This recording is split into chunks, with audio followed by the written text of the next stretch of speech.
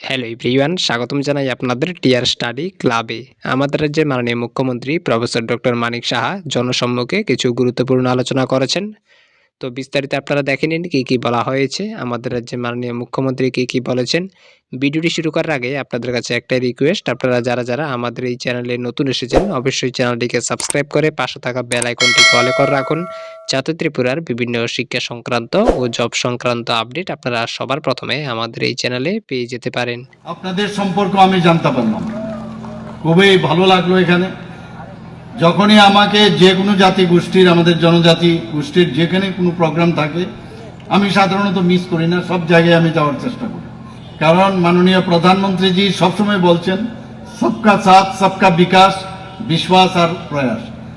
তো সেই দিশায় আমরা কাজ করছি এবং বাংলা বছরের যে শেষ 2 দিন ও তার যে নববর্ষের প্রথম দিন, সেই মাঝখানে এই যে বৈশুর যে প্রথম দিন সেটা হারি বৈশু বলা হয় এবং দ্বিতীয় দিনকে বৈশুমা বলা হয় এবং নববর্ষের দিনটিকে বিশিকাতাল হিসাবে ত্রিপুরা জনজাতি গোষ্ঠীর জনগণ পালন করে থাকে। আমি আজকে বৈশু, জিজু ও গড়িয়া এবং বাংলা নববর্ষ উপলক্ষে সবাইকে আমি হার্দিক অভিনন্দন ও শুভেচ্ছা জানাতে চাই। করবুকে একটা নতুন কলেজ হবে এবং এইবার আমরা বাজেটে সেটা রেখেছি। একটার পর একটা, শুধু পাহাড়ের নাম চেঞ্জ করেছি তাই না, অনেক জায়গায় আমরা জনজাতিদের, বিশেষ করে তাদের, আমরা চাই যে তাদের রীতিনীতি, তাদের যে কৃষ্টি সংস্কৃতি, সেইগুলো আমরা বাঁচিয়ে রাখার আমরা চেষ্টা করছি।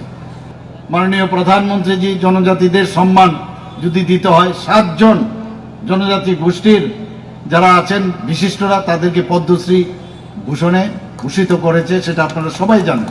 যে আমাদের এখানে বৈচিত্র্যের মধ্যে যে ঐক্য, ইউনিটি ইন ডাইভার্সিটি, সেটা কিন্তু আমরা এই সরকার আসার পর সেটা আমরা করছি।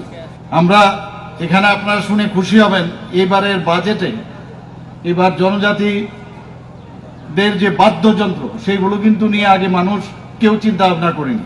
আমাদের সরকার এসে আমরা ঠিক করলাম যে এই বাদ্যযন্ত্রগুলো যাতে সেগুলো হারিয়ে না যায়, তার জন্য এবার বাজেটে আমরা 3 কোটি টাকা রেখেছি। এইবারের বাজেটে আমাদের সরকার চেষ্টা করছে যে আমাদের পুরনো যে জিনিসগুলো হারিয়ে গেছে সেইগুলো যাতে আবার পুনরুদ্ধার করা যায়, সেই রাজ্যভিত্তিক যাত্রা উৎসব সেখানে আমরা শুরু করেছি। তো আমি কয়েকটা এখানে আপনাদের সামনে রাখছি। তথ্য ও সংস্কৃতি দপ্তরের উদ্যোগে গত 1 বছরে 501টি বিভিন্ন সাংস্কৃতিক অনুষ্ঠান আমরা এখানে করেছি। ত্রিপুরাতে 122টি ইভেন্ট এখানে করা হয়েছে। 101টি সাংস্কৃতিক সংগঠনকে আমরা সাংস্কৃতিক অনুষ্ঠান করার জন্য দপ্তরের পক্ষ থেকে আমরা সহায়তা করেছি। আমরা 2025-26 সালে এইবারের যে আমাদের বাজেট, সেখানে জনজাতিদের উন্নয়নে আমরা 7,149 কোটি টাকা আমরা বরাদ্দ করেছি এবং গত বছরের তুলনায় 40% বেশি আমরা জনজাতিদের তাদের উন্নয়নের জন্য আমরা 40% এইবারের বাজেটে আমরা রেখেছি। জীবনযাত্রার মান, তাদের সোশিও ইকোনমিক্যাল যে স্ট্যাটাস সেটা যাতে বাড়ে, তার জন্য এক্সটার্নাল এডেড প্রজেক্ট আমরা এই ত্রিপুরা সরকারের থেকে আমরা এই চেষ্টা করছি। আপনারা জানেন, যতক্ষণ ধরে শান্তি সম্প্রতি না থাকবে কোনো অবস্থায় একটা রাজ্য সামনের দিকে এগিয়ে যেতে পারবে না। কিছুদিন আগে আপনারা জানেন 4ই সেপ্টেম্বর 2024 আমাদের স্বরাষ্ট্রমন্ত্রীজি শ্রী অমিত শাহজির উপস্থিতিতে আমরা নয়াদিল্লিতে, আমি নিজেও গিয়েছিলাম, সেখানে NLFT এবং ATTF এবং ত্রিপুরার মধ্যে একটা সেখানে সমঝোতা হয় এবং ত্রিপুরা এখন বলা যায় যে টেররিস্ট মুক্ত ত্রিপুরা এখন আমরা বলতে পারি। আমরা সহজ শর্তে ঋণ দেওয়া জনজাতি ছাত্রছাত্রীদের উচ্চ শিক্ষার জন্য, সেখানেও আমরা সহজ শর্তে ঋণ দেওয়ার ব্যবস্থা করেছি। বন্ধুগণ, আমরা প্রি মেট্রিক স্কলারশিপ, আমরা পোস্ট মেট্রিক স্কলারশিপ, সেটারও আমরা স্কলারশিপও বাড়িয়েছি।